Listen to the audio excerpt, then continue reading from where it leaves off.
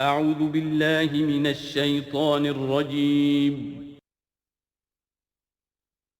بسم الله الرحمن الرحيم.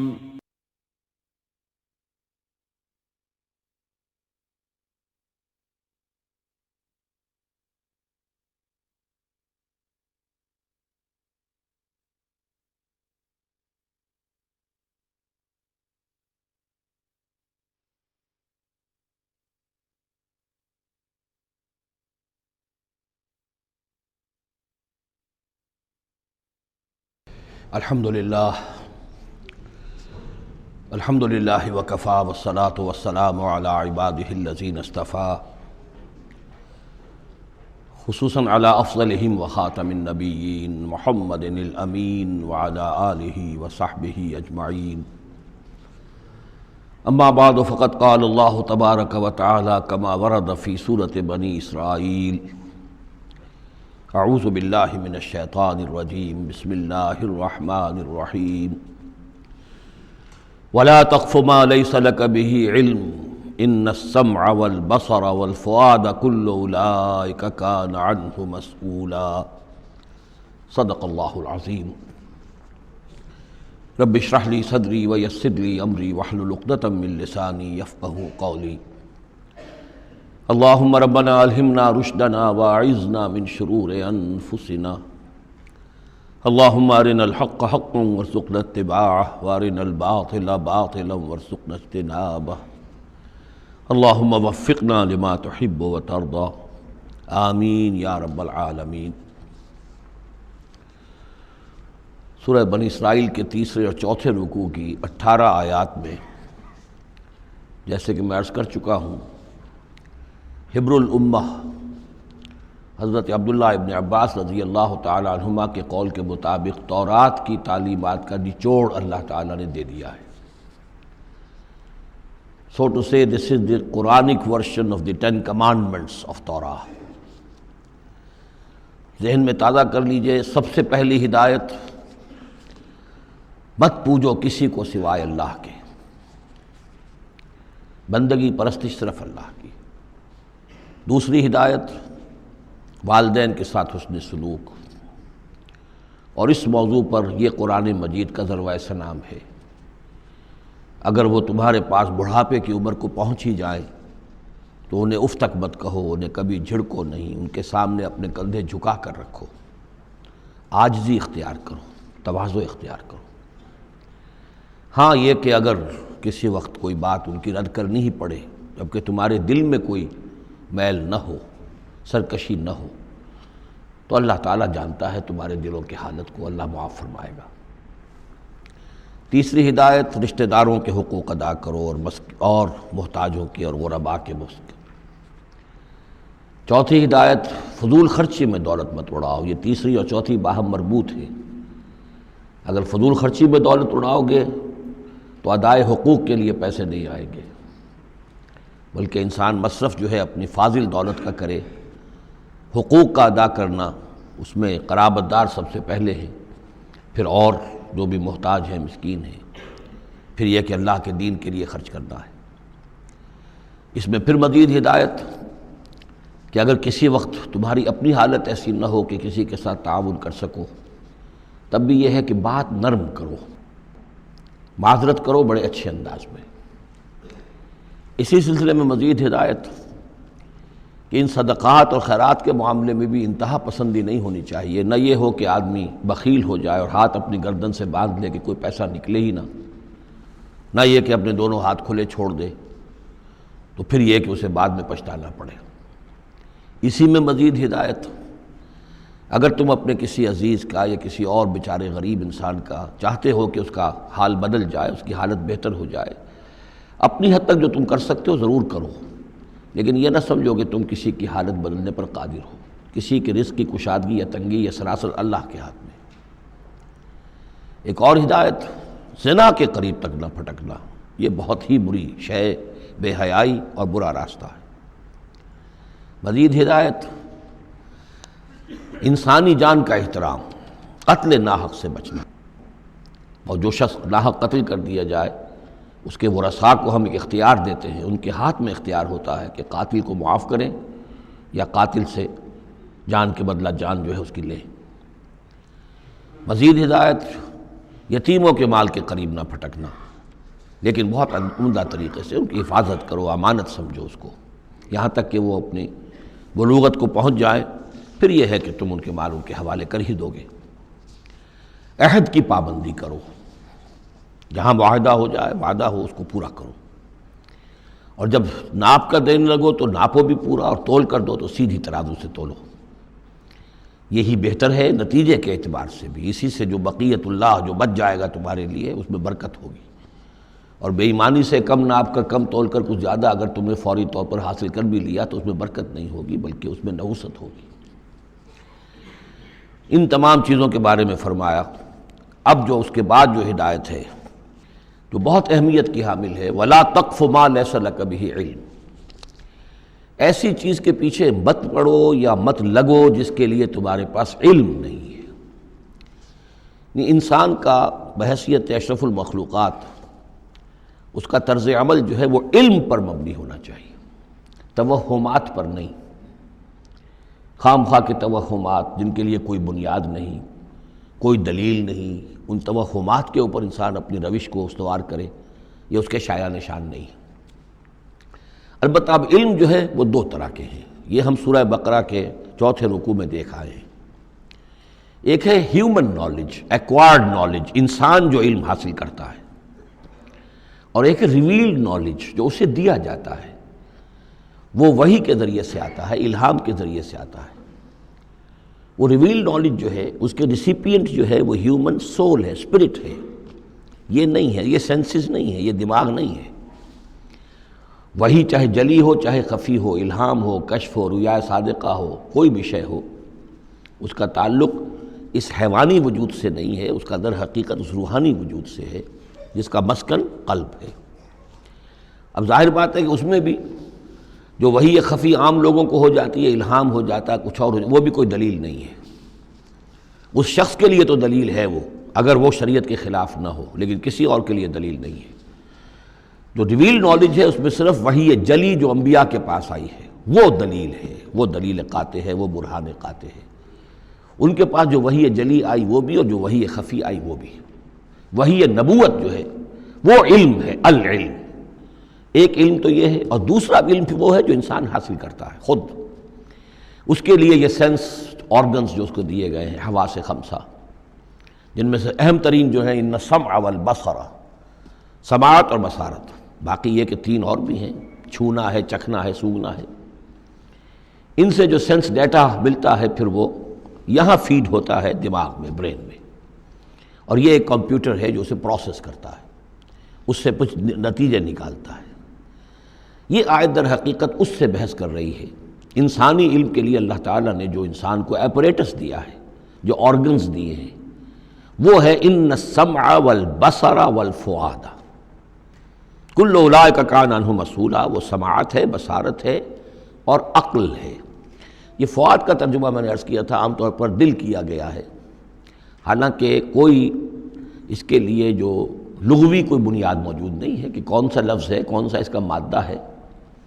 اس کا مادہ وہی ہے جس سے لفظ فائدہ نکلا ہے، اور آپ نے دیکھا ہوگا پرانے زمانے کتابوں میں کچھ لکھا پھر فے لکھ دیتے ہیں، فے فائدہ، یعنی اس بات سے یہ نتیجہ نکلتا ہے، پھر فے یہ نتیجہ نکلتا ہے، تو فائدہ نتیجہ ہے۔ اسی طرح فعید کہتے ہیں عربی زبان میں اس شے کو، جیسے سبزی ہے بہت سی، آپ نے اس کو ابال لیا اور بھون دیا تو اس میں پانی وانی نکل جاتا ہے، بجھ کر رہ جاتی ہے، تھوڑی سی ہو جاتی ہے، بھجیا ہم کہتے ہیں اس کے، بھجیا بن گئی ہے۔ گوشت کا بھی یہ ہے کہ جب آپ اس کو سینکتے ہیں پانی وغیرہ نکل جاتا ہے، مختصر ہو جاتا ہے تو اس کا خلاصہ نکلتا ہے۔ تو سینس ڈیٹا سے جو خلاصہ نکالتا ہے پھر یہ برین کمپیوٹر، یہ ہے در حقیقت فؤاد۔ اس سے فائدہ حاصل کرنا، اس سے نتیجہ نکالا، اس سے انفر کرنا، اور اس سے انفر کر کے پھر جو بھی پاسٹ میموری موجود ہے، سٹورڈ ہے اس کے اندر، اس کے ساتھ اس کو پھر وہ کمپیئر کرتا ہے، پھر کوئی نیا نتیجہ نکلتا ہے تو اب سٹور کر لیتا ہے کہ ایک بات اور مجھے معلوم ہو گئی۔ اور یہ اس طریقے سے رفتہ رفتہ انسانی علم بڑھتے بڑھتے کہاں تک پہنچ گیا ہے عقلیں دنگ ہیں، کہاں تک پہنچ گیا؟ آج کسی ایک انسان کے لیے ممکن ہی نہیں رہا ہے کہ وہ پورا جو معلومات کا دائرہ اس وقت ہے تمام سائنسز کے اندر ان کا احاطہ کر سکے، ناممکن۔ کسی فزسسٹ کے لیے یہ ممکن نہیں ہے کہ صرف فزکس کے دائرے کی تمام معلومات کو وہ اپنے ذہن میں جمع کر سکے۔ اتنا بڑا ایکسپلوژن ہے معلومات کا، وہ سب اسی سے ہے۔ ان السمع والبصر والفؤاد کل اولئک کان عنہ مسئولا۔ ان چیزوں کی مسئولیت ہے، اللہ نے یہ چیزیں تمہیں دی ہیں، اب ان کو تو بند کر کے رکھ چھوڑو، توہمات کے اوپر اپنا بنیاد رکھ لو۔ زلزلہ کیسے آتا ہے؟ ایک گائے ہے، گائے کے 2 سینگوں پر یا بیل کے 2 سینگوں پر زمین کھڑی ہے، وہ ایک سینگ کے اوپر وہ ٹکا لیتا ہے، پھر جب ذرا وہ تھک جاتا ہے تو وہ بدلتا ہے تو دوسرے سینگ کے اوپر زمین کو لاتا ہے تو زلزلہ آ جاتا ہے۔ اس کے لیے کوئی دلیل یا تو ہونی چاہیے کتاب اللہ اور سنت رسول سے، وہ دلیل ہے، اور یا پھر دلیل ہوگی اس ذریعہ علم سے، جو ہیومن نالج ہے، اس سے جو علم حاصل ہو رہا ہے وہ قطعی ہے، وہ یقینی ہے، وہ ویریفائیبل ہے، وہ ایکسپیریمنٹیشن سے حاصل ہو رہا ہے، آبزرویشن سے حاصل ہو رہا ہے، پھر جو نتائج آپ نکالتے ہیں انہیں ویریفائی کر سکتے ہیں۔ تو یہ ہے اصل میں وہ آیت کہ جو انتہائی اہم ہے۔ قرآن مجید نے نوع انسانی کو اس راستے پر ڈالا ہے کہ توہمات کے تمام ذخیرہ کو رد کر کے اور علم پر اپنے موقف کو قائم کرو۔ اس کو کہا گیا ہے، اس کو جان لیجئے کہ اصل میں اس سے پہلے جو فلسفہ تھا، ارسطو کا فلسفہ، اس کا ڈنکا بج رہا تھا پوری دنیا میں، عالم اسلام میں بھی بہت عرصے تک ارسطو کا یہ ڈنکا بجتا رہا ہے، اب جا کر کہیں بمشکل ان چیزوں کی گرفت ڈھیلی پڑی ہے۔ وہ ہے استخراجی منطق۔ معلومات کا دائرہ بہت کم تھا، جو بھی معلومات تھی اس میں سے وہ نکالتے جا رہے ہیں، نتیجے نکال رہے ہیں، اسی میں سے وہ بال کے کھال اتار کر استخراجی ڈیڈکٹیو لاجک۔ قرآن نے آ کر انڈکشن، منطقی استقرائی کا دور شروع کیا۔ کھول آنکھ، زمین دیکھ، فلک دیکھ، فضا دیکھ، آبزرو کرو۔ افلا ينظرون الى الابل كيف خلقت والى السماء كيف رفعت والى الجبال كيف نصبت والى الارض كيف سطحت۔ دیکھو زمین کو، آسمان کو دیکھو، یہ تمام فینومینا آف نیچر اللہ کی نشانیاں، آیات ہیں۔ یہ تقدس عطا کیا ان کو، یہ اللہ کی آیات ہیں، اللہ کی نشانیاں اور قوانین طبیعہ اللہ تعالیٰ کے۔ ٹھیک ہے، اس معنی میں تو ہم مانتے ہیں کہ اللہ جب چاہے ان کو توڑ دے، لیکن روز روز تو وہ ٹوٹتے نہیں ہیں۔ اتنے محکم قوانین ہیں یہ، اگر یہ محکم قوانین نہ ہوتی سائنس پاسبل ہی نہ ہوتی، ٹیکنالوجی ممکن ہی نہ ہوتی۔ کبھی کوئی قانون ہو جاتا حرکت کا، کبھی قانون حرکت کا بدل جاتا، تو پھر کیسے کوئی آپ مشین بناتے، کیسے کوئی آپ کی کوئی ٹیکنالوجی ممکن نہیں تھی۔ These laws of nature, physical laws, وہ بہت مضبوط ہے، اللہ کے بنائے ہوئے۔ ہاں، اللہ سے بالا تر نہیں ہے، یہ نہیں ہے کہ اللہ بھی پابند ہو گیا انہی کا۔ ظاہر بات ہے کہ سمندر ایک ہی دفعہ پھٹا ہے حضرت موسیٰ علیہ السلام کے لیے معجزے کے طور پر، روز روز تو نہیں پھٹتا سمندر۔ آگ نے ایک ہی مرتبہ جلانے سے انکار کیا ہے حضرت ابراہیم علیہ السلام کو، باقی روز روز تو نہیں۔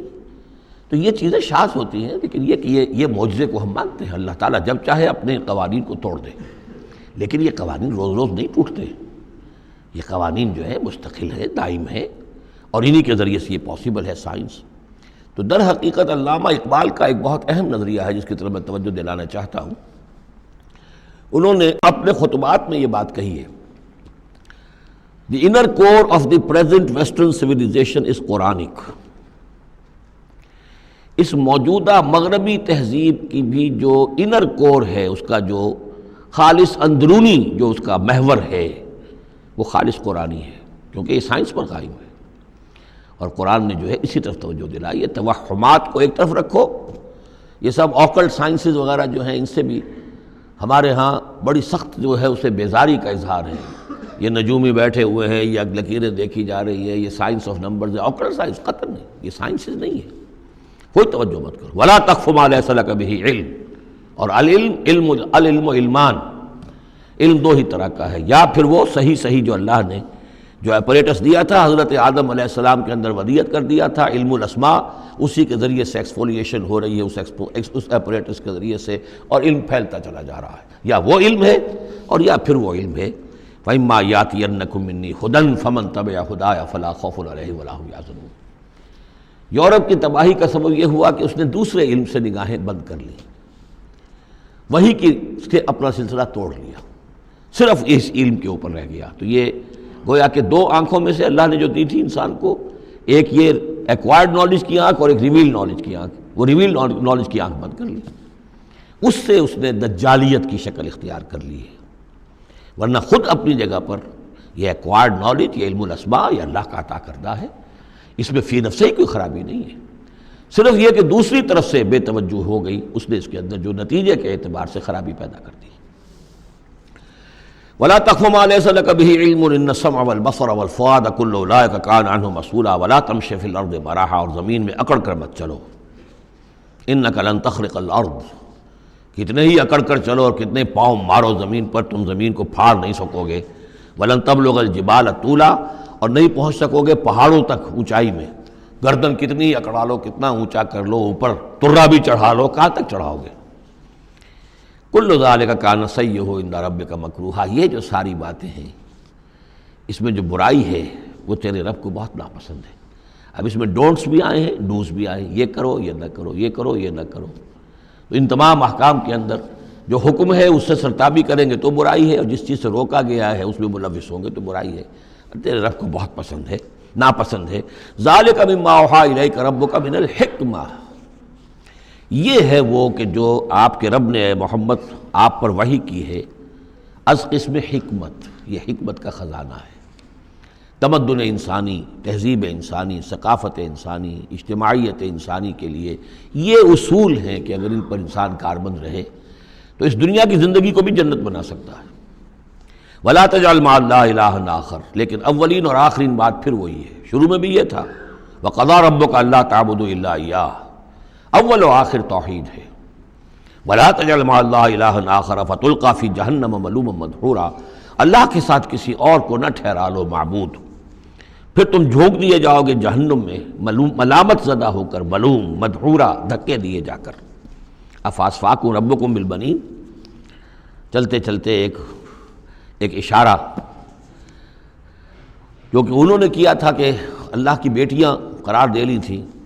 افاسفاکم ربکم بالبنین، اے عرب کے لوگوں تم ذرا سوچو، مزید غور کرو، کیا تمہیں تو پسند کر لیا ہے، ترجیح دی ہے اللہ نے بیٹوں کے ساتھ، وَاتَّخَذَ مِنَ الْمَلَائِكَةِ إِنَاثًا، اور خود فرشتوں کی شکل میں اپنے لیے بیٹیاں کر لی ہیں۔ إِنَّكُمْ لَتَقُولُونَ قَوْلًا عَظِيمًا، غور کرو، تم یہ بڑی گستاخی کی بات کر رہے ہو اللہ کی جناب میں۔ وَلَقَدْ صَرَّفْنَا فِي هَذَا الْقُرْآنِ لِيَذَّكَّرُوا، اس سورہ مبارکہ کے بارے میں ایک بات نوٹ کر لیجئے گا کہ اس میں قرآن حکیم میں حجم کے اعتبار سے جتنی مرتبہ اس صورت میں قرآن کا لفظ آیا ہے، قرآن کا ذکر ہے، تانا بانا معلوم ہوتا ہے کہ قرآن ہی سے ہے، قرآن سے متعلق۔ پہلے رکوع میں تھا ان ھذا القرآن یہدی للتی ہی اقوم ویبشر المؤمنین الذین یعملون الصالحات ان لهم اجرا حسنا، اجرا کبیرا۔ تو اب اسی طریقے سے آپ دیکھیں گے بار بار قرآن کا ذکر آئے گا۔ وَلَقَدْ صَرَّفْنَا فِي هَذَا الْقُرْآنِ لِيَذَّكَّرُوا، ہم نے تو اس قرآن کے اندر اپنی آیات کو تصریف، گردش کے اندر رکھا ہے، مختلف اسلوبوں سے بیان کیا ہے تاکہ یہ سوچیں، غور کریں، سبق حاصل کریں۔ وَمَا يَزِيدُهُمْ إِلَّا نُفُورًا، ان بدبختوں کی بدبختی یہ ہے کہ اس میں ان کے اندر اضافہ ہو رہا ہے، نفرت کے اندر بھاگ ہی رہے ہیں، دور ہی ہو رہے ہیں۔ قُلْ لَوْ كَانَ مَعَهُ آلِهَةٌ كَمَا يَقُولُونَ، اے نبی ان سے کہیے کہ اگر اللہ کے ساتھ اور بھی آلہہ ہوتے جیسے کہ یہ کہہ رہے ہیں، اِذًا لَابْتَغَوْا إِلَىٰ ذِي الْعَرْشِ سَبِيلًا، تو وہ بھی تو ذی العرش کی طرف کوئی راستہ تلاش کرتے، یعنی یہ کہ اگر کوئی اور آلہہ ہوتے تو کیا ان کے دل میں یہ تمنا نہ ہوتی کہ سب سے بڑا الہ میں کیوں نہ بنوں؟ راجے مہاراجے چھوٹے ہوتے ہیں، بڑا مہاراجا چھوٹے راجے، چھوٹے راجوں کے اندر پھر وہ امنگ پیدا ہوتی ہے کہ نہیں ہوتی کہ کیوں نہ میں ہی مہاراجا بنوں؟ ایک شہنشاہ ہے، اس کے تحت بہت سے لوگ ہیں، نواب ہیں، گورنر ہیں، تو کیا تم دیکھتے نہیں بسا اوقات گورنر جو ہے وہ سرکشی کرتا ہے اور وہ چاہتا ہے کہ خود وہ بادشاہ بنے، اس کے بھی تو دو ہاتھ دو پاؤں ہیں، کیا ہے اس کے پاس؟ تو وہ چاہتے ہیں کہ کوئی نہ کوئی صورت اختیار کریں کہ وہ بغاوت کریں، اور اس دنیا کے اندر پھر امن اور سکون اور چین، اس کائنات کے اندر نظم کیسے قائم رہتا؟ سبحانہ و تعالی، بہت پاک ہے وہ، بہت بلند و برتر ہے، اما یقولون، ان باتوں سے جو یہ کہہ رہے ہیں، علواً کبیرا، اور اس کی بلندی بہت بلند ہے۔ تسبح له السماوات السبع والارض، اس کی تسبیح میں لگے ہوئے ہیں ساتوں آسمان اور زمین، ومن فیہن، اور جو بھی ان میں ہے۔ یہ تسبیح قولی بھی ہو سکتی ہے، اس لیے کہ اس میں آگے آ جائے گا وَلَٰكِن لَا تَفْقَهُونَ تَسْبِيحَهُمْ، تم اس کی تسبیح کو نہیں جان سکتے، سمجھ نہیں سکتے۔ ہر شے کو اللہ نے زبان دے رکھی ہے، جیسے حامد سجدہ میں ہم پڑھیں گے انطقنا اللہ الذی انطق کل شیء، ہر شے کی کوئی زبان ہے اور وہ اپنی زبان سے اللہ کی تسبیح کر رہی ہے۔ لیکن ایک چیز ہماری سمجھ میں بھی آتی ہے کہ ہر شے اپنے وجود سے گویا کہ اعلان کر رہی ہے کہ میرا صانع، میرا مالک، میرا خالق وہ ہر عیب سے پاک ہے۔ وہ اپنے وجود سے، جیسے تصویر جو ہے وہ مصور کے کمال فن پر گواہی دیتی ہے، میرا بنانے والا بڑا کامل فنکار ہے۔ تصویر گویا کہ اپنے مصور کی عظمت کا اظہار کر رہی ہے، تو اس کائنات کی ہر شے گویا کہ زبان حال سے اللہ کی تسبیح کر رہی ہے۔ وَإِن مِّن شَيْءٍ لَّا يُسَبِّحُ بِحَمْدِهِ، کوئی شے نہیں ہے مگر یہ کوئی تسبیح کرتی ہے اللہ کے حمد کے ساتھ، وَلَٰكِن لَّا تَفْقَهُونَ تَسْبِيحَهُمْ، لیکن تم اس کی تسبیح کو سمجھ نہیں سکتے۔ انہ کان حلیما غفورا، یقینا اللہ حلیم ہے، تحمل والا ہے، فوراً نہیں پکڑتا، غفور ہے، بخشنے والا ہے۔ وَإِذَا قَرَأْتَ الْقُرْآنَ، پھر دیکھیے قرآن کا تذکرہ ہے۔ اے نبی جب آپ قرآن پڑھ کر انہیں سناتے ہیں جعلنا بینک وبین الذین لا یؤمنون بالآخرۃ حجابا مستورا، تو ہم آپ کے اور ان لوگوں کے مابین کے جو آخرت پر یقین نہیں رکھتے، ایمان نہیں رکھتے، ایک غیر مرئی پردہ حائل کر دیتے ہیں۔ پردہ حائل کیوں ہوا ہے؟ کیونکہ وہ آخرت کو مانتے ہی نہیں، تو متوجہ ہے ہی نہیں، سنجیدگی ہے ہی نہیں، لاؤبالیانہ پن ہے، بابر وحش کوش کے عالم دوبارہ نہیں، اس تو توجہ سے کاہے کو سنیں گے؟ لیکن اس کو اللہ تعالیٰ اپنی طرف تعبیر کر رہے ہیں، اس قانون فطرت کے مطابق چونکہ ہے، ہم ڈال دیتے ہیں ان کے اور آپ کے مابین ایک غیر مرئی پردہ۔ نتیجہ کیا نکلتا ہے؟ وَجَعَلْنَا عَلَىٰ قُلُوبِهِمْ أَكِنَّةً، ان کے دلوں کے اوپر بھی ہم غلاف چڑھا دیتے ہیں، پردے ڈال دیتے ہیں، يَفْقَهُوهُ کہ وہ اسے سمجھ نہ پائیں، وَفِي آذَانِهِمْ وَقْرًا، ان کے کانوں کے اندر ثقل پیدا کر دیتے ہیں۔ وَإِذَا ذَكَرْتَ رَبَّكَ فِي الْقُرْآنِ وَحْدَهُ، اور جب آپ قرآن مجید میں اپنے پروردگار کا ذکر کرتے ہیں توحید کے ساتھ، اکیلے اسی کا، وَلَّوْا عَلَىٰ أَدْبَارِهِمْ نُفُورًا، تو وہ اپنی پیٹھیں موڑ کر چل دیتے ہیں بدک کر کے، یہ کیا ایک ہی اللہ، ایک ہی اللہ، ایک ہی اللہ کی رٹ لگا رکھی انہوں نے، اور آلیہ بھی تو ہیں، آخر ان کا بھی کچھ ذکر کریں، کبھی ان کا بھی بارے ان کا بھی بیان ہو جائے، لیکن نہیں، یہ تو ایک ہی اللہ کی رٹ لگاتے ہیں، تو وہ بالکل بدک کر چلے جاتے ہیں۔ نحن اعلم بما یستمعون به اذ یستمعون الیک، اور جب اے نبی یہ آتے ہیں آپ کے پاس اور توجہ سے بیٹھ کر سنتے ہیں تو ہمیں خوب معلوم ہے یہ کیا سنتے ہیں۔ میں عرض کر چکا ہوں اس کا پس منظر کہ وہ اپنے عوام پر یہ اثر ڈالنے کے لیے کہ یہ لوگ تو بڑے مخلص ہیں، سمجھنا چاہتے ہیں، پھر ہمارے ذہین ہے، انٹیلیجنسیا ہے ہمارا، یہ ہمارا ایلیٹ ہے، تو یہ جا کر سوچتے ہیں پھر آخر کوئی بات نہیں ہوگی محمد کے پاس کہ یہ لوگ جو ہیں پھر خالی ہاتھ واپس آتے ہیں۔ ہمیں خوب معلوم ہے جو یہ سننے کے لیے آتے ہیں آپ کے پاس تو کیا سننے آتے ہیں۔ وَإِذْ هُمْ نَجْوَىٰ، اور پھر جب یہ علیحدہ ہوتے ہیں، سرگوشیاں کر رہے ہوتے ہیں، اِذْ يَقُولُ الظَّالِمُونَ، اور پھر یہ ایک دوسرے سے کہتے ہیں یہ ظالم، ان تتبعون الا رجلا مسحورا، تم نہیں پیروی کر رہے ہو مگر ایک سحر زدہ شخص کی، یعنی ان میں سے کسی کے دل میں کوئی بات پیدا ہونی بھی لگتی ہے کہ نہیں بھئی آج تو جو بات کی ہے محمد نے صلی اللہ علیہ وسلم بڑی وزنی بات ہے، اس پر تو سنجیدگی سے غور کرنا ہوگا۔ اب ان کے کان کھڑے ہوئے کہ معلوم ہوتا ہے کہ اس پر تو ہمارے اس دوست اور ساتھی کے اوپر تو محمد کا داؤ چل گیا صلی اللہ علیہ وسلم، لہذا پھر اس کو سمجھاتے نہیں بھائی ایک سحر زدہ آدمی ہے، مسحور انسان ہے، کہاں اس کی باتوں پر سنجیدگی سے غور کر رہے ہو۔ انظر کیف ضربوا لک الامثال، دیکھیے اے نبی کیسی مثالیں وہ آپ کے لیے بیان کرتے ہیں، سحر زدہ، مسحور، کبھی ساحر، کبھی مسحور، کبھی شاعر، کبھی مجنون، یعنی کوئی ایک رائے بھی ان کی نہیں آپ کے بارے میں بن رہی ہے۔ فضلوا، اب وہ بھٹک گئے ہیں، فلا یستطیعون سبیلا، اور اب یہ راہ یاب نہیں ہو سکیں گے۔ وقالوا اذا كنا عظاما ورفاتا، اور وہ کہتے ہیں کہ کیا جب کہ ہم ہڈیاں ہو جائیں گی اور چورا چورا ہو جائیں گی ہماری ہڈیاں بھی، ہمارا گوشت گل سڑ کر جو ہے راکھ ہو جائے گا، اِنَّا لَمَبْعُوثُونَ خَلْقًا جَدِيدًا، کیا کہہ رہے ہیں محمد صلی اللہ علیہ وسلم، کیا پھر ہمیں اٹھا لیا جائے گا ایک نئی زندگی، ایک نئی تخلیق؟ گویا کہ انہیں یہ بہت محال معلوم ہوتا ہے، ناممکن ہے۔ قُلْ كُونُوا حِجَارَةً أَوْ حَدِيدًا، اے نبی ان سے کہیے کہ تم تو ہڈیوں کی بات کر رہے ہو اور مٹی کی بات کر رہے ہو، خواہ تم پتھر بن جاؤ، لوہا بن جاؤ، او خلقم مما یکبر فی صدورکم، یا اس سے بھی زیادہ کوئی سخت چیز جو تمہارے دلوں میں ذہن میں ہو، تمہارے اس کا تصور کر سکتے ہو، وہ بن جاؤ، تب بھی اللہ اٹھا لے گا۔ فسیقولون من یعیدنا، پھر وہ کہیں گے اچھا کون ہمیں اٹھائے گا دوبارہ، کون ہمیں دوبارہ پیدا کرے گا؟ قل الذی فطرکم اول مرہ، کہیے وہ جس نے تمہیں پہلی مرتبہ پیدا کیا۔ فَسَيُنْغِضُونَ إِلَيْكَ رُؤُوسَهُمْ، تو پھر وہ آپ کے سامنے ذرا اپنے سرکوں کو مٹکائیں گے، سروں کو، ہاں ٹھیک ہے، لیکن وَيَقُولُونَ مَتَىٰ، کب ہوگا ایسا بتائیے؟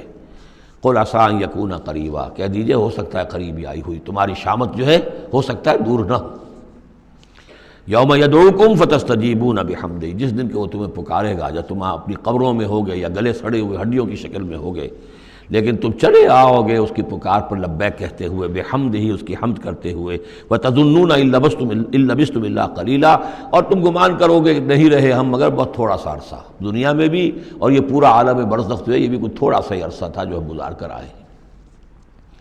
وَقُلْ لِعِبَادِي يَقُولُوا الَّتِي هِيَ أَحْسَنُ، اے نبی میرے بندوں سے کہہ دیجئے، اب یہ عبادی کون ہے؟ اہل ایمان، بجائے یا ایھا الذین آمنوا کہنے کے قُلْ لِعِبَادِی، میرے بندوں سے کہہ دیجئے، یقولوا الَّتِی هِیَ أَحْسَنُ، وہ بات کیا کریں عمدہ، مطلب یہ ان کی طرف سے کوئی تلخی کی بات نہیں ہونی چاہیے۔ اب ان لوگوں کے آباء و اجداد سے بنے ہوئے ان کے خیالات ہیں، عقائد ہیں، ان کی ریتیں ہیں، ان کی رسمیں ہیں، ان کی حمیت ہے، ان کی غیرت ہے، عوام میں جہالت ہے، ان کے چودھریوں میں اپنے مفادات، اپنی حیثیت، اس کا احساس ہے، لہذا یہ تمام رکاوٹیں جو ان لوگوں کے راستے میں حائل ہیں ان کا خیال کریں، تو اپنا جو داعی جو ہے اس کے اندر تحمل ہونا چاہیے، حلم ہونا چاہیے، داعی کہیں مشتعل نہ ہو۔ قُلْ لِعِبَادِی یَقُولُوا الَّتِی ہِیَ أَحْسَنُ، انہیں بات کرنی چاہیے عمدہ۔ ان الشیطان ینزغ بینہم، یقین شیطان تو چاہے گا کہ ان کے درمیان کوئی لڑائی شروع کرا دے، ہاتھا پائی شروع کرا دے۔ ان الشیطان کان للانسان عدوا مبینا، یقیناً شیطان جو ہے وہ تو انسان کا کھلا دشمن ہے ہی۔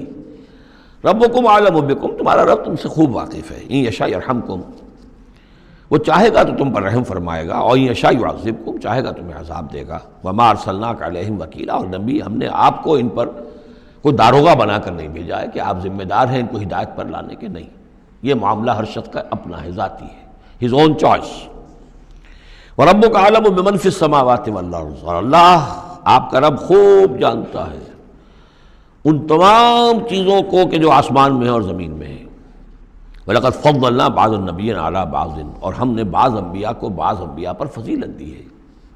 اب چونکہ یہ مسئلہ وہی ہے، آخری دور ہے مکے کا، اور وہ خبریں پہنچ چکی ہیں، اور یہ صورت بنی اسرائیل کے تاریخ سے شروع ہو رہی ہے، تو اب ظاہر بات ہے کہ ایک مسئلہ اٹھ کھڑا ہوگا کہ آیا موسیٰ افضل ہیں یا محمد افضل ہیں، یا یہ کہ عیسیٰ افضل ہیں یا محمد افضل ہیں صلی اللہ علیہ وسلم علیہ الصلاۃ والسلام۔ تو یہاں پر مسلمانوں کو اس دعوت اور تبلیغ کے جو تقاضے ہیں ان کے حوالے سے کہ اس بحث میں تم نہ پڑو، اگر اس بات کو تم زیادہ زور دو گے ان میں حمیت پیدا ہو جائے گی، جیسے ہمارے ہاں وہ کھڑے ہو کر الاپتے ہیں سارے نبیوں سے افضل ہمارا نبی، ٹھیک ہے وہ ہے افضل، لیکن خود انہوں نے کہا ہے کہ مجھے یونس ابن متہ پر بھی فضیلت مت دو، حضور کے صحیح حکم کی خلاف ورزی کرتے ہیں جو یہ کہتے ہیں افضل، اس میں کوئی شک نہیں، لیکن یہ کہ اس افضلیت کا اس طریقے کا چرچا کرنا جو ہے اس سے دوسروں کے اندر ایک جو ہے منفی کیفیات پیدا ہوتی ہیں۔ تو اس حوالے سے حضور کی حدیث ہے یہ، مجھے یونس ابن متہ پر بھی فضیلت مت دو، یونس وہ ہیں رسولوں میں سے ایک ہی رسول ہیں دنیا میں جنہیں کچھ اللہ نے سزا دی ہے، پکڑ ہوئی ہے، اور کسی کا معاملہ نہیں، یہ سورہ یونس میں ہم دیکھا ہے، تو آپ نے فرمایا مجھے یونس پر بھی فضیلت مت دو، اس لیے کہ اس بات میں مت پڑھو وَلَقَدْ فَضَّلْنَا بَعْضَ النَّبِيِّينَ عَلَىٰ بَعْضٍ، ہم نے بعض انبیاء کو بعض انبیاء پر فضیلت دی ہے، بس اصولی بات ہے، تِلْكَ الرُّسُلُ فَضَّلْنَا بَعْضَهُمْ عَلَىٰ بَعْضٍ۔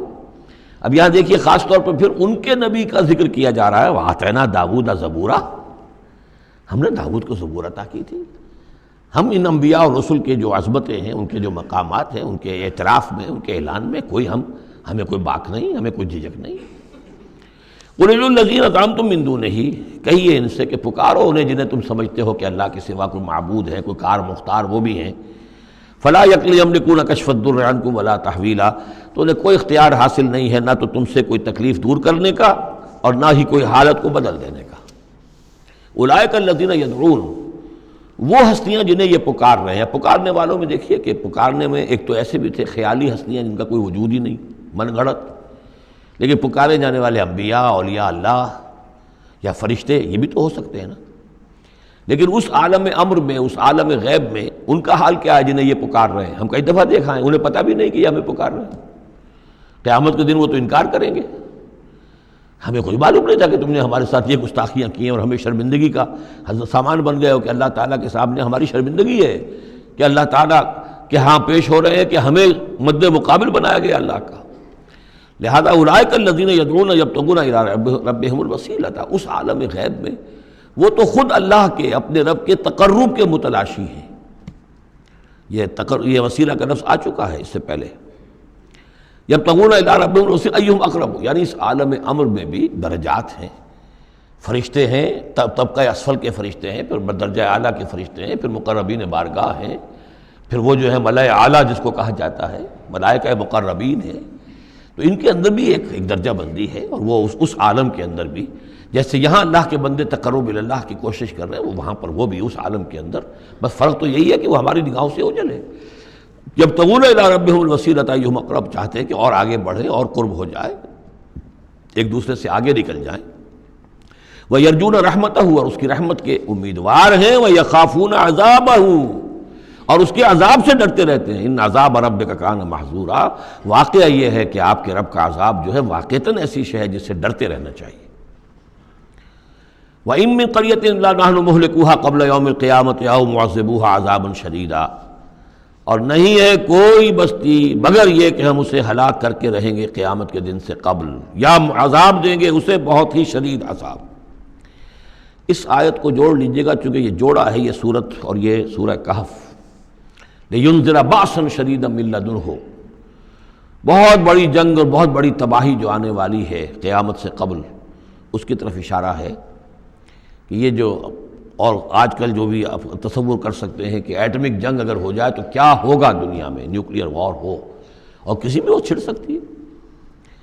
لیکن یہ کہ قیامت سے پہلے الملحمۃ العظمیٰ، ایک بہت بڑی جنگ ہونے والی ہے جس کی کہ احادیث کے اندر خبریں ہیں، جس کا تذکرہ پھر آئے گا سورہ کہف کے اندر صراحت کے ساتھ. تو کوئی بستی ایسی نہیں ہے، قیامت سے پہلے وہ عذاب آئے گا. اور معذبوها عذابا شدیدا کان ذلک فی الکتاب مستورا، اور یہ تمام چیزیں جو ہیں اللہ کی کتاب میں لکھی ہوئی ہیں، طے شدہ ہیں، وہ آنا ہے، اس کا ایک ٹائم ٹیبل معین ہے. وما منعنا ان نرسل بالآیات، اور ہمیں نہیں روکا اس سے کہ ہم آیات بھیجیں. اب وہ مسئلہ چھڑ رہا ہے دوبارہ جو سورہ انعام سے چل رہا ہے کہ نشانی کیوں نہیں دکھاتے، حصے نشانی، کوئی معجزہ. یہاں اللہ تعالیٰ فرما رہے ہیں کہ ہم نے اس طرح کے معجزے دکھانے کیوں بند کر دیے. وما منعنا، نہیں روکا ہم کو اس سے کہ ان نرسل بالآیات، کہ ہم وہ معجزات دکھائیں، الا ان کذب بها الاولون، اس لیے کہ ہم نے یہ دیکھ لیا کہ پچھلوں نے بھی جھٹلایا ان کو. نہ تو سمود کو جو ہم نے ناقہ دی تھی ان کے مطالبے کے اوپر اس پر کوئی ایمان لایا، نہ عیسیٰ کو جو آخری معجزے ہم نے دے دیے، زندہ جانور پیدا کر دینا، گارے سے بنانا، پھونک مارنا اور اڑتا ہوا وہ پرندہ بن جائے، اور مردہ کو کہنا قم بإذن اللہ اور وہ کھڑا ہو کے چلنے لگ جائے. اب اس سے آگے کون سا معجزہ ہوگا؟ لیکن کوئی مانا. معلوم ان کذب بها الاولون، پہلوں نے بھی ان معجزات کا انکار ہی کیا، جھٹلایا. وآتینا ثمود الناقۃ مبصرۃ، ہم نے سمود کو، قوم سمود کو، ان کی آنکھیں کھولنے کے لیے ہم نے اونٹنی والی نشانی دکھا دی. فظلموا بها، انہوں نے اس پر بھی ظلم کیا. وما نرسل بالآیات الا تخفیفا، اور ہم نہیں بھیجتے اپنی آیات، نشانیاں، مگر صرف خبردار کرنے کے لیے. وہ خبردار کرنے کے لیے اب ہم اپنی قرآن مجید کی آیات بھیج رہے ہیں. وَإِذْ قُلْنَا لَكَ إِنَّ رَبَّكَ أَحَاطَ بِالنَّاسِ، اور جب ہم یہ کہتے ہیں کہ آپ کے رب نے تو لوگوں کا احاطہ کیا ہوا ہے، تب بھی یہ کہتے ہیں اس کا کیا مطلب ہے؟ کہاں ہے اللہ؟ کہاں ہمارا احاطہ ہوا ہے؟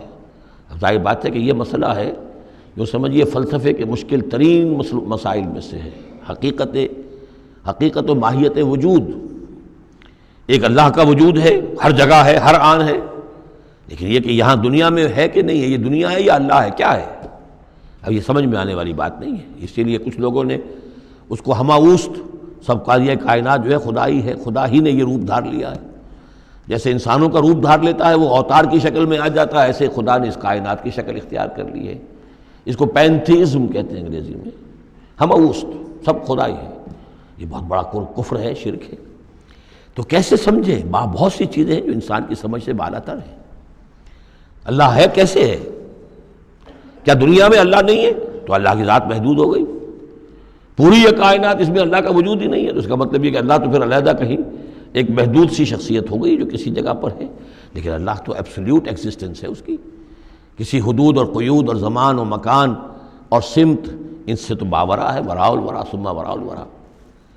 وَمَا جَعَلْنَا الرُّؤْيَا الَّتِي أَرَيْنَاكَ إِلَّا فِتْنَةً لِلنَّاسِ. اسی طریقے سے اب یہ مسائل گنوائے جا رہے ہیں کہ جو لوگوں کے لیے بڑے، ان کا چونکہ ان کی طرف سے ان کا رد عمل جو ہے وہ صحیح نہیں ہوتا، لہذا اللہ تعالیٰ نے معجزے دکھانے بند کر دیے ہیں، اور حضور کے بارے میں طے کر لیا کہ وہ معجزہ نہیں دکھائیں گے جس طرح کا معجزہ یہ مانگ رہے ہیں. اسی طرح ہم نے جو آپ کو مشاہدہ کرایا جس شب معراج کا، وما جعلنا الرؤیا التي، رؤیا یہاں خواب کے معنی میں نہیں ہے، جیسے رؤیت بصری ہے، ہم دیکھ رہے ہیں، یہ بھی تو رؤیت ہی ہے، تو حضور کو باقاعدہ مشاہدہ کرایا، التي اریناک، جو آپ کو دکھایا ہم نے، الا فتنۃ للناس، وہ بھی لوگوں کے لیے فتنہ بن گیا۔ لوگوں نے کہا کہ یہ تو معلوم ہوتا ہے کہ اب بالکل ہی ان کا دماغ چل گیا ہے، معاذ اللہ ثم معاذ اللہ۔ بہت خوش ہوئے تھے مشرکین مکہ، بہت خوش ہوئے، چلو جی چلیے اب ہماری مشکل حل ہو گئی، اب تو ہم تمام مسلمانوں کو باور کروا لیں گے کہ آج تک تم نہیں مانتے تھے، واقعتاً محمد کا دماغ چل گیا ہے صلی اللہ علیہ وسلم۔ وہ کہہ رہے ہیں میں راتوں رات بیت المقدس بھی ہو کے آ گیا ہوں اور میں آسمانوں کی سیر کر کے آ گیا ہوں۔ اب یہ بات ناقابل قیاس، کیسے انسان سمجھے، گمان نہیں کر سکتا۔ آج تو پھر بھی آپ سوچ سکتے ہیں کہ آج تو آپ کے پاس وہ ذرائع ہیں کہ چاند پر بھی آپ پہنچ گئے ہیں، لیکن یہ کہ آج سے آپ 1400 برس پہلے کے انسان کے بارے میں سوچئے، اسے بیت المقدس جانے کے اندر بھی جو ہے 15 دن لگتے تھے، تو کیسے وہ گیا اور گئے بھی اور آ بھی گئے رات ہی رات کے اندر۔ بڑے خوش ہو کر آئے حضرت ابو بکر کے پاس، ابو بکر سنا تمہارے ساتھی کیا کہہ رہے ہیں؟ کہ کیا کہہ رہے ہیں؟ وہ کہہ رہے ہیں میں رات کو بیت المقدس ہو کر آ گیا ہوں۔ ایک دفعہ ایک لمحہ توقف کیا، کیا واقعی کہہ رہے ہیں؟ ہاں ہاں کہہ رہے ہیں، چلو ہم تمہیں ملوا دیتے ہیں، ان سے کہلوا دیتے ہیں، چلو صحیح، اگر وہ کہہ رہے ہیں تو ٹھیک کہہ رہے ہیں، بس ختم۔ اس دن سے صدیق کا لقب، وہ کہہ رہے ہیں تو ٹھیک کہہ رہے ہیں۔ اور فرمایا جب میں یہ مانتا ہوں کہ آسمان سے روز ان کے پاس فرشتہ آتا ہے، تو اگر وہ آسمان ہوا ہے تو کون سی بڑی بات ہو گئی؟ اگر اللہ کا فرشتہ آسمان سے روز آتا ہے ان کے پاس، تو وہ آسمان تک ہو کے آ گئے تو کون سی بڑی بات ہوئی؟ وہ اگر کہہ رہے ہیں تو سچ کہہ رہے ہیں۔ مستند ہے ان کا فرمایا ہوا، وما جعلنا الرؤیا التي اریناک الا فتنۃ للناس، یہ بھی لوگوں کے لیے فتنہ بن گیا۔ وشجرۃ الملعونۃ فی القرآن، اسی طرح ایک مثال ہے قرآن مجید میں زقوم کے درخت کا ذکر آتا ہے کہ وہ درخت جو ہے وہ عین جہنم کے اس کے تہ کے اندر اس کی جڑ ہوگی، وہاں سے وہ درخت کیسا ہوگا؟ آگ کے اندر درخت، ہاؤ از اٹ پاسبل؟ اب یہ زقوم کا یہ بھی ان کے لیے ایک فتنہ بن گیا۔ اب یہ چیزیں نہیں جانتے کہ اس عالم کا کہ جو فزیکل لاز ہے وہ اور ہوں گے، مختلف ہوں گے، اس آگ کی نوعیت اور ہے، وہ آگ یہ نہیں ہے، وہ آگ جو ہے اس کی حیثیت ہی کچھ اور ہے۔ تو فرمایا وَالشَّجَرَةُ الْمَلْعُونَةَ فِي الْقُرْآنِ، اور جس قرآن مجید میں جس ملعون شجر کا ذکر ہے، وَنُخَوِّفُهُمْ، لیکن یہ ساری باتیں ہم انہیں بتاتے ہیں خبردار کرنے کے لیے، فَمَا يَزِيدُهُمْ إِلَّا طُغْيَانًا كَبِيرًا۔ اب یہ ان کی بدبختی ہے کہ ان تمام چیزوں سے ان کے اندر سرکشی ہی کے اندر اضافہ ہو رہا ہے، بڑھتے چلے جا رہے ہیں سرکشی میں۔ وَإِذْ قُلْنَا لِلْمَلَائِكَةِ اسْجُدُوا لِآدَمَ فَسَجَدُوا إِلَّا إِبْلِيسَ، اور یاد کرو جب کہ ہم نے کہا تھا فرشتوں سے کہ سجدہ کرو آدم کو، تو ان سب نے سجدہ کیا مگر ابلیس نے نہیں کیا۔ قَالَ أَسْجُدُ لِمَنْ خَلَقْتَ طِينًا، یہ چوتھی مرتبہ اب یہ آدم و ابلیس کا قصہ آ رہا ہے قرآن میں۔ اس نے کہا کیا میں اس کو سجدہ کروں جسے تو نے بنایا ہے گارے سے؟ قَالَ أَرَأَيْتَكَ هَذَا الَّذِي كَرَّمْتَ عَلَيَّ، مزید اس نے کہا کہ ذرا دیکھو، ذرا دیکھ پروردگار، یہ جو انسان آدم جس کو تو نے مجھ پر عزت دی ہے، مجھ سے بالا تر کر دیا، کرمت علیہ، لئن اخرتنی الی یوم القیامہ، اگر تو مجھے مہلت دے دے قیامت کے دن تک، لاحتنکن ذریتہ الا قلیلا، میں اس کی پوری نسل، اس کی ساری اولاد کو لگام دے دوں گا سوائے بہت تھوڑے سے لوگوں کے، ان کو گمراہ کر کے چھوڑوں گا۔ قال اذهب فمن تبعك منهم فإن جہنم جزاؤکم جزاء موفورا، اللہ نے فرمایا جاؤ دفع ہو جاؤ، ٹھیک ہے، ان میں سے جو بھی آدم کی نسل میں سے جو بھی تیری پیروی کریں گے تو پھر تم سب کے لیے تمہارا بدلہ جہنم ہے، وافر بدلہ ہوگا تمہارے لیے، تمہارے گناہوں اور سرکشی کے لیے۔ وَاسْتَفْزِزْ مَنِ اسْتَطَعْتَ مِنْهُمْ، یہ لفظ آئے گا کئی بار، ذرا نوٹ کر لیجیے۔ فز کہتے ہیں عربی زبان میں بکری کا جو بچہ نوزائیدہ ابھی ہوتا ہے، جیسے کل بھی میں نے ذکر کیا تھا، وہ کھڑا ہوتا ہے تو ٹانگیں اس کی لڑکھڑا رہی ہوتی ہیں، تو اس طریقے سے، یعنی اس طرح جب کہ کسی انسان کی ٹانگیں لڑکھڑا جائیں، اس کے اندر حوصلہ ختم ہو جائے، ہمت اس کا جواب دے رہی ہو، تو اس کے لیے پھر یہ محاورہ ہے یا کنایا ہے۔ وَاسْتَفْزِزْ مَنِ اسْتَطَعْتَ مِنْهُمْ، تو پھسلا لے ان کو، ان میں سے جس کو چاہے، بِصَوْتِكَ، اپنی آواز سے، وَأَجْلِبْ عَلَيْهِمْ، اور چڑھا لا ان کے اوپر، بِخَيْلِكَ، اپنے سواروں کو، وَرَجْلِكَ، اپنے پیادوں کو، وَشَارِكْهُمْ فِي الْأَمْوَالِ وَالْأَوْلَادِ، اور تجھے کھلی چھوٹ ہے ان کے ساتھ مشارکت کر، ساجھا کر، مال میں اور اولاد میں، وعدہم، اور ان سے جو چاہے وعدے کر جھوٹے سچے، وما یعدہم الشیطان الا غرورا، لیکن نہیں وعدہ کرتا ان سے شیطان مگر دھوکے کے۔ ان عبادی لیس لک علیہم سلطان، میرے بندوں پر تجھے اختیار کوئی نہیں ہوگا۔ ورغلا لو، جس طرح سبز باغ دکھا لو، جس طرح جو چاہو وسوسہ اندازی کر لو، اس کا اختیار ہے، لیکن یہ اختیار نہیں ہے کہ میرے کسی بھی بندے کو تم زبردستی اس کی مرضی کے خلاف، اس کی مرضی کے بغیر گمراہی پر لے جاؤ۔ وَكَفَىٰ بِرَبِّكَ وَكِيلًا، اور کافی ہے تیرا رب ان کے لیے کارساز جو اللہ کے بندے جو شیطان سے بچنا چاہیں۔ ربکم الذی یسجی لکم الفلک فی البحر، تمہارا رب وہ ہے جو چلاتا ہے کشتیوں کو سمندر میں یا دریا میں، لتبتغوا من فضلہ، تاکہ تم اس کے فضل کو حاصل کر سکو۔ انہ کان بکم رحیما، یقیناً وہ تم پر بہت ہی رحیم ہے اور شفیق ہے۔ وَإِذَا مَسَّكُمُ الضُّرُّ فِي الْبَحْرِ، یہ مضمون کئی دفعہ آ چکا ہے، جب تمہیں تکلیف پہنچتی ہے سمندر میں، طوفان آتا ہے، موت نظر آتی ہے، ضل من تدعون الا اياه، تو سب گم ہو جاتے ہیں تم سے، بھول جاتے ہیں ان سب کو جن کو تم عام حالات میں پکارتے ہو، جن کو ڈنڈوت کرتے ہو اور جن کے سجدے کرتے ہو۔ فلما نجاکم الى البر، سوائے اللہ کے سب کو بھول جاتے ہو، صرف اللہ کو پکارتے ہو۔ پھر جب اللہ تعالیٰ تمہیں بچا کر نکال کر لے آتا ہے خشکی پر، آرس تم پھر اعراض کرتے ہو، پھر رخ موڑ لیتے ہو۔ وکان الانسان کفورا، یقینا انسان بہت ناشکرا ہے۔ افامنتم ان یخسف بکم جانب البر، تو کیا تم اس سے ڈرتے نہیں کہ وہی اللہ تمہیں زمین میں خشکی میں بھی تو دھنسا سکتا ہے کہ نہیں؟ آسودہ ساحل تو ہے مگر شاید تجھے معلوم نہیں، ساحل سے بھی موجیں اٹھتی ہیں، خاموش بھی طوفان ہوتے ہیں، کیا خشکی میں لوگ مرتے نہیں؟ وہاں جب تھے تو چیخ رہے تھے، چلا رہے تھے، اللہ کو پکار رہے تھے، خشکی پر آتے ہی، اور اب تم بھول گئے اللہ کو، تو کیا اللہ یہاں تمہیں دھنسا نہیں سکتا زمین میں؟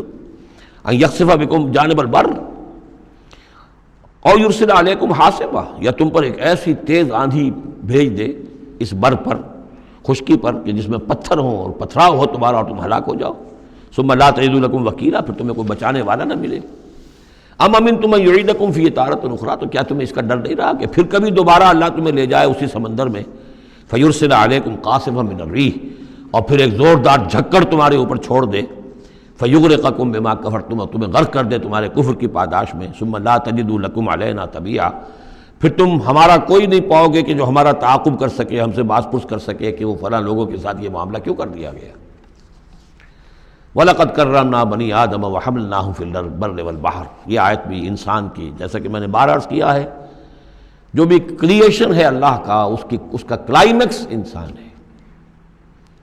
گویا کہ یہ سارا سلسلہ جو ہے تنزلات، اللہ کا حرف کن، اور کن سے وہ خلق نور، اس نور سے وہ تخلیق ارواح انسانیہ اور ملائکہ، پھر ایکسپلوژن، دی بگ بینگ، اور اس سے وہ حرارت اور وہ آتشی کرے، اور اس دور میں جنات کی جو تخلیق ہوئی، اور پھر اس کے بعد ان کا ٹھنڈا ہونا، اور پھر یہ بارش کا برسنا، اور بارش اور زمین، پانی اور زمین کے اب یہاں سے جو حیات ارضی ہے اس کا آغاز ہونا۔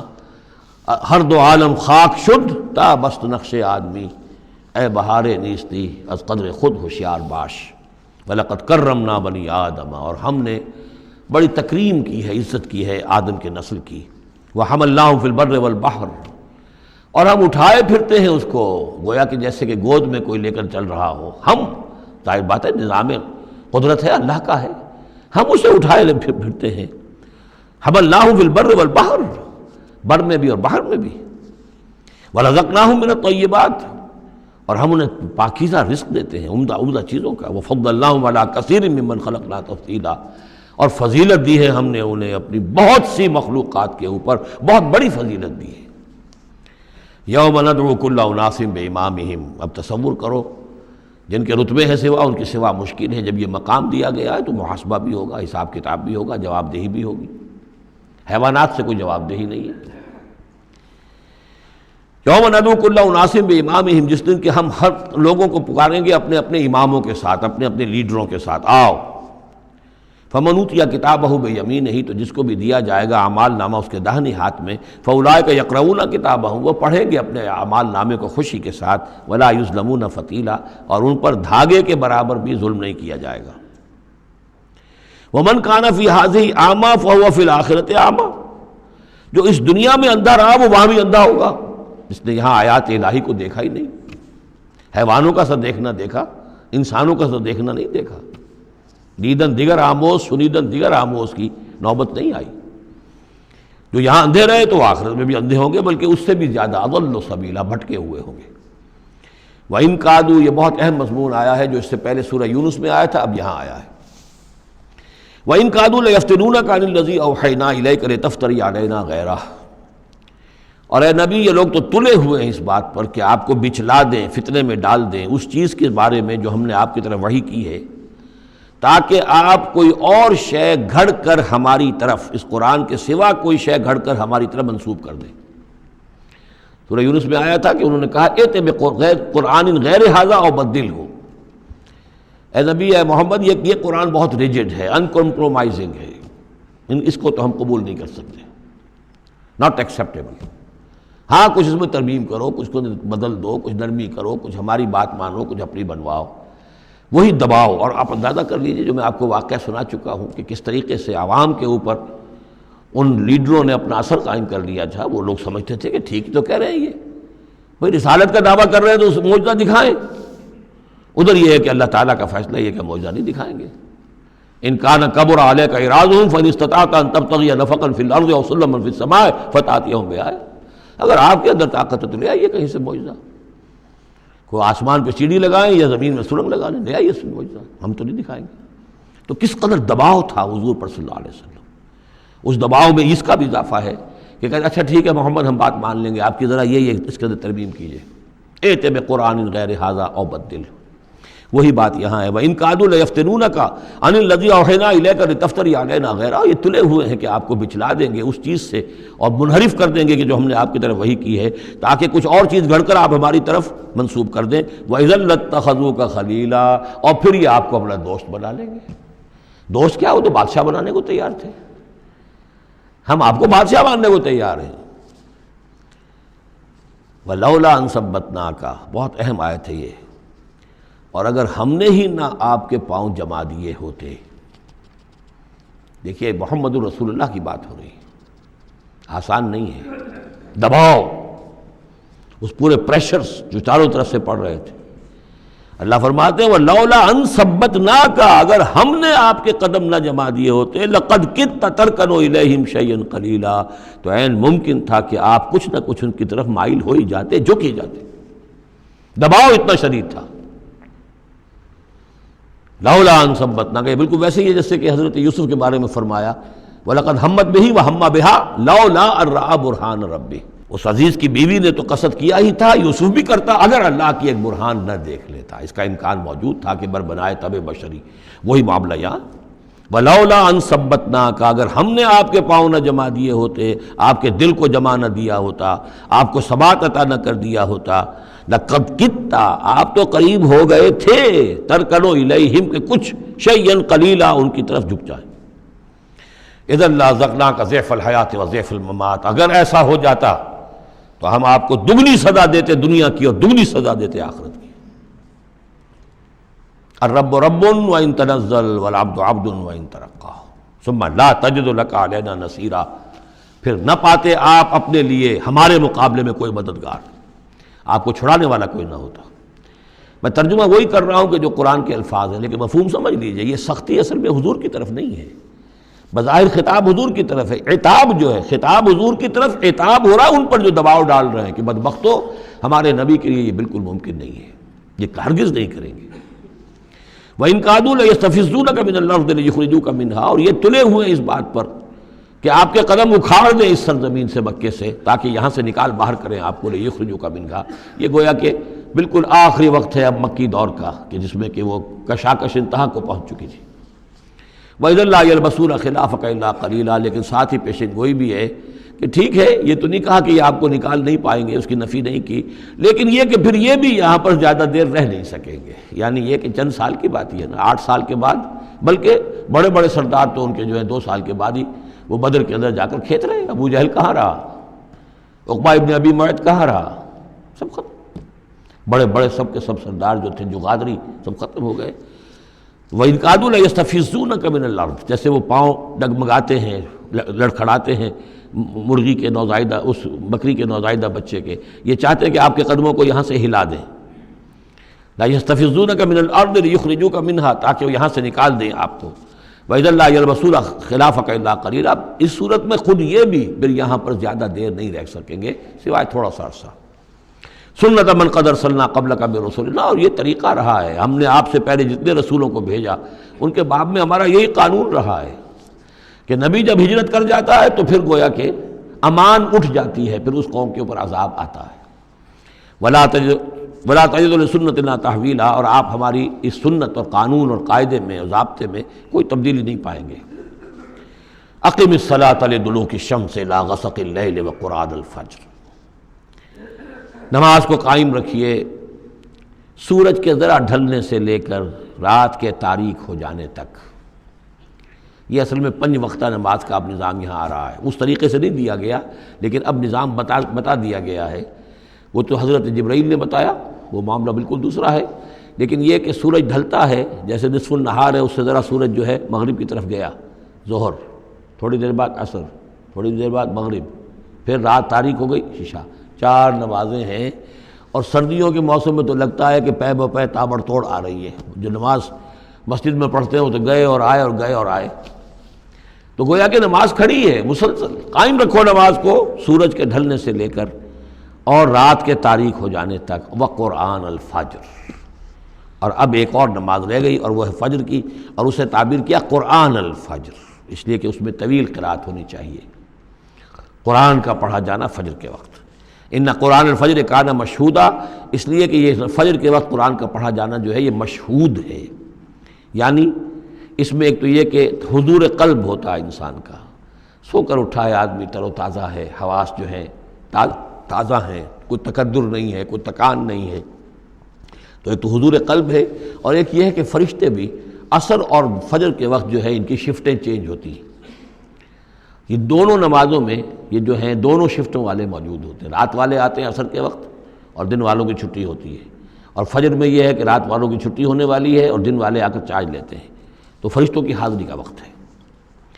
وَمِنَ اللَّيْلِ فَتَہَجَّدْ بِهِ، اور نماز کے ایک حصے میں سے آپ جاگیے اس قرآن کے ساتھ، بہی کو یہاں نوٹ کیجئے، جیسے سورہ انعام میں میں نے بار بار نوٹ کرایا تھا، انذر بہی ذکر بہی، تبشیر ہو اس قرآن کے ذریعے سے، تذکیر اس قرآن کے ذریعے سے، انذار اس قرآن کے ذریعے سے۔ تو تہجد جو ہے جاگنا قرآن کے ساتھ جاگنا ہے۔ اب ہمارے ہاں چونکہ قرآن لوگوں کو یاد نہیں ہوتا تو جو پڑھتے بھی ہیں تہجد وہ تو 8 رکعتیں جیسے تیسے جو قل هو اللہ کے ساتھ پڑھ کر پھر بیٹھ کر کوئی مراقبہ کر لیا، کوئی اور ذکر کر لیا، وہ اصل تہجد وہ نہیں، اصل تہجد یہ ہے طویل قرات رات کو کھڑے ہو کر کی جائے۔ نافلۃ لک، یہ اضافی شے ہے اے نبی آپ کے لیے۔ عسیٰ ان یبعثک ربک مقام محمودا، امید ہے کہ آپ کا رب آپ کو مقام محمود پر فائز کرے گا۔ یہ مقام محمود کو بہت بلند مقام ہے میدان حشر میں اور پھر جنت میں، جس کی حقیقت کو ہم اس وقت نہیں جان سکتے۔ وَقُلْ رَبِّ أَدْخِلْنِي مُدْخَلَ صِدْقٍ وَأَخْرِجْنِي مُخْرَجَ صِدْقٍ، اب یہ ہجرت کا حکم ہے جو حضور کو دیا جا رہا ہے، یعنی جب آیا ہے حکم، اجازت آئی ہے تو ساتھ ہی یہ دعا بھی تلقین کر دی گئی، اور یہ کہیے اے رب میرے مجھے داخل فرما جہاں تو نے مجھے داخل کرنا ہے، یعنی یثرب میں، مدینہ منورہ میں، اس وقت تک اس کا نام یثرب تھا، تو میرا داخلہ جو ہے سچا داخلہ ہو، عزت کے ساتھ داخلہ ہو، اعزاز کے ساتھ داخلہ ہو، مبوع صدق جیسے سورہ یونس میں آیا تھا، وَأَخْرِجْنِي مُخْرَجَ صِدْقٍ، اور یہاں مکے سے مجھے نکال، تو یہاں سے نکال باعزت طریقے پر، وَاجْعَلْ لِي مِن لَّدُنْكَ سُلْطَانًا نَصِيرًا، اور اب پھر آپ اپنے خزانہ فیض اور فضل سے مجھے سند عطا کیجئے، اختیار عطا کیجئے، حکومت کی طاقت عطا کیجئے۔ یعنی اب جو نیا دور آ رہا تھا، جو آپ جا رہے تھے مدینہ منورہ، تو اصل میں گویا کہ آپ کا استقبال تو وہاں ایسے ہونے والا تھا جیسے بادشاہ کا استقبال ہوتا، جاتے ہی وہاں آپ کو وہ حیثیت حاصل ہو گئی کہ اوس اور خزرج کے دونوں قبیلے جو ہیں انہوں نے گویا کہ آپ کو اپنا حاکم تسلیم کر لیا ایک معنی میں، اور یہودیوں کے تینوں قبیلوں سے آپ نے جو ہے جا کر معاہدے کر لیے، تو آپ تو فوری طور پر بے تاج بادشاہ ہو گئے۔ اسی کی دعا تلقین کی جا رہی ہے، اللہ تعالیٰ نے جو چیز دینی تھی ایک دعا کی شکل میں گویا کہ محمد رسول اللہ صلی اللہ علیہ وسلم کو تلقین فرما دیا۔ وَقُلْ رَبِّ أَدْخِلْنِي مُدْخَلَ صِدْقٍ وَأَخْرِجْنِي مُخْرَجَ صِدْقٍ وَاجْعَلْ لِي مِن لَّدُنْكَ سُلْطَانًا نَصِيرًا۔ وَقُلْ جَاءَ الْحَقُّ وَزَهَقَ الْبَاطِلُ، اور کہہ دیجئے حق آ گیا باطل گیا۔ اگرچہ حق کے آنے میں باطل کے جانے میں ابھی بظاہر تو چند سال ہیں، ابھی 8 سال کے بعد مکہ فتح ہوگا، لیکن یہ کہ عالم امر میں تو فیصلہ ہو چکا اللہ تعالیٰ کے ہاں، تو اس کے لیے جو بھی ہے ٹائم ٹیبل معین ہے۔ قل جاء الحق وزهق الباطل ان الباطل کان زہوقا، یقیناً باطل جو ہے وہ تو ہے ہی بھاگ جانے والی شے، اس کے لیے کوئی صبر اور ثبات ہے ہی نہیں۔ وَنُنَزِّلُ مِنَ الْقُرْآنِ مَا هُوَ شِفَاءٌ وَرَحْمَةٌ لِّلْمُؤْمِنِينَ، اور ہم اس قرآن میں سے دیکھیے کتنی مرتبہ قرآن کا ذکر آ رہا ہے، سب سے زیادہ کثرت کے ساتھ قرآن مجید میں اگر اوسط لگائیں گے تو اس ایوریج کے ساتھ قرآن کا ذکر خود قرآن کی کسی صورت میں اتنا موجود نہیں ہے جتنا کہ سورہ بنی اسرائیل میں ہے۔ اور ہم اس قرآن میں وہ چیز نازل فرما رہے ہیں ما هو شفاء ورحمۃ للمؤمنین، جو شفا ہے اور رحمت ہے اہل ایمان کے حق میں۔ سورہ یونس کی 2 آیتیں پھر ذہن میں لے آئیے، یا ایھا الناس قد جاءتکم موعظۃ من ربکم وشفاء لما فی الصدور وہدی ورحمۃ للمؤمنین۔ وہی بات یہاں ہے، یہ شفا ہے، سینے کے روگ، کفر، شرک، تکبر، حسد، حب مال، حب جاہ، حب اولاد، حب دنیا، یہ تمام محبتیں جو ہیں ان کی جڑ کاٹ دینے والی شے۔ ننزل من القرآن ما هو شفاء ورحمۃ للمؤمنین ولا یزید الظالمین الا خسارا، لیکن یہ ظالموں کو نہیں اضافہ کرتا ظالموں کے لیے مگر خسارے کا۔ یضل بہ کثیرا ویہدی بہ کثیرا۔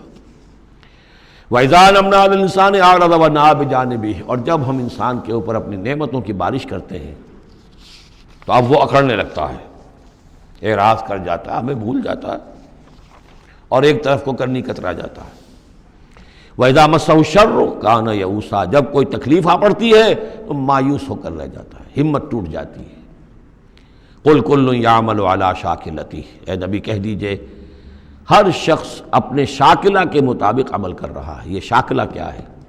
اس سے پہلے میں شاید بیان کر چکا ہوں، لا یکلف اللہ نفسا الا وسعہا کے ذیل میں، کہ اللہ تعالیٰ نے ہر انسان کی ایک شخصیت کے کچھ حدود ہیں جو معین کی ہوئی ہیں، ان حدود سے وہ تجاوز نہیں کر سکتا، اس کا سارا امتحان انہی حدود کے اندر ہے۔ جو جینز مجھے ملے ہیں، جو جینز آپ کو ملے ہیں، ظاہر بات ہے میرا چوائس نہیں ہے، they are given for me, آپ کے لیے بھی گیون ہے۔ ان میں کیا صلاحیتیں ہیں، کون سی چیز زیادہ ہے کون سی کم ہے، اللہ جانتا۔ پھر یہ کہ جس ماحول میں مجھے پیدا کیا، جس میں آپ کو پیدا کیا، جو حالات میرے تھے جو آپ کے تھے وہ بھی اللہ تعالیٰ کی طرف سے دیے ہوئے تھے۔ ان دونوں چیزوں سے جو شے وجود میں آتی ہے وہ شاکلہ ہے، وہ پیٹرن ہے۔ جیسے کہ آپ کو کوئی دھات جس سے کوئی شے ڈھال کر بنانی ہے تو پہلے اس کا سانچہ بناتے ہیں، اس سانچے میں پھر اس دھات کو اس کو میلٹ کر کے جب اس کو پگھلا کر ڈالتے ہیں تو اسی کی شکل اختیار کر لیتی ہے۔ تو یہ پیٹرن ہے۔ اب اس کے اندر آدمی نیکی کے لیے، بدی کے لیے، جو بھی کرتا ہے، بھلائی کے لیے، اچھائی، اس پیٹرن کے اندر اندر کرے گا، اس سے آگے نہیں جا سکتا، جس کو آپ انگریزی میں کہتے ہیں one can not outgrow his skin. کتنا ہی آپ پھیل جائیں، موٹے ہو جائیں، وہ کھال اور پھیل جائے گی، کھال سے باہر تو نہیں نکل سکیں گے، کتنے ہی آپ فرما ہو جائیں۔ تو یہ شاکلہ ہے، اس شاکلہ کے اندر اندر آپ کو کام کرنا ہے۔ اللہ جانتا ہے کہ اس نے شاکلہ کون سا دیا تھا آپ کو، اس کے حساب سے، اس کی مناسبت سے حساب لے گا آپ سے۔ لا یکلف اللہ نفسا الا وسعہا، فربکم اعلم بمن هو اہدی سبیلا۔ اسی کو حضور نے بیان فرمایا کہ الناس کالمعادن، معدنیات کی طرح ہے کہ سونے کی اور ہے اور چاندی کی اور ہے۔ تو تیرا رب خوب جانتا ہے کہ کون ہے وہ کہ جو زیادہ ہدایت پر ہے، راستے پر، راستے کے اعتبار سے۔ وَيَسْأَلُونَكَ عَنِ الرُّوحِ، یہ ان 3 سوالوں میں سے ایک تھا کہ جو پوچھے گئے تھے حضور سے امتحاناً۔ جیسے پہلے ایک سوال کیا گیا تھا کہ یہ بنی اسرائیل مصر کیسے پہنچ گئے، کیا ماجرا تھا ان کے پہنچنے کا، ایسے ہی یہ 3 سوال ایک مرتبہ انہوں نے پوچھوائے تھے یہودیوں نے، یہود کے علماء نے۔ یہ محمد نبوت کا دعویٰ کر رہے ہیں تو آپ لوگ پوچھئے ان سے ذرا، پہلی بات تو یہ پوچھئے کہ روح کی کیا حقیقت ہے، دوسرے یہ ذوالقرنین کون تھے، ان کے کیا حالات تھے، تیسرے اصحاب کہف کون تھے۔ تو اصحاب کہف اور ذوالقرنین کے سوالوں کا جواب سورہ کہف میں ہے جو اگلی سورت ہے۔ روح کے بارے میں یہاں مختصر جواب دیا جا رہا ہے۔ یسألونک عن الروح، یہ آپ سے روح کے بارے میں پوچھ رہے، قل الروح من امر ربی وما اوتیت من العلم الا قلیلا، یہ تیرے رب، آپ کے رب کے امر میں سے ہے، یہ عالم امر کی شے ہے، اور نہیں دیا گیا تمہیں علم میں سے مگر تھوڑا سا۔ عالم امر کا علم تم حاصل نہیں کر سکتے، تمہارے لیے سارا علم جو ہے وہ عالم خلق کا علم ہے۔ تمہاری یہ ساری جو ان السمع والبصر والفؤاد، اس کی رسائی جو ہے وہ عالم خلق تک ہوگی، اس سے آگے نہیں۔ عالم امر کی باتیں جو ہیں ان میں عالم غیب ہے، وہ تمہارے لیے، اس پر تمہیں ایمان بالغیب لانا ہوگا۔ الذین یؤمنون بالغیب ویقیمون الصلاۃ ومما رزقناہم ينفقون۔ ہاں یہ جان لو کہ یہ اس عالم خلق کی شے نہیں ہے، یہ روح جو ہے کچھ اور شے، کہیں اور سے آئی ہے، یہ عالم امر کی شے ہے۔ عالم امر جیسا کہ میں نے عرض کیا، یا فرشتے عالم امر سے متعلق ہیں، یا ارواح انسانیہ، یا ان کی کمیونیکیشن جو ہوتی ہے، فرشتہ جب بات کرتا ہے تو وہ روح جس کو ہم کہتے ہیں وحی، وہ بھی روح ہے۔ تو یہ 3 چیزیں ہیں کہ جن کا تعلق عالم امر سے ہے، اور روح انسانی بھی انہیں میں شامل ہے۔ بارک اللہ لی و لکم فی القرآن العظیم ونفعنی وإیاکم بالآیات والذکر الحکیم۔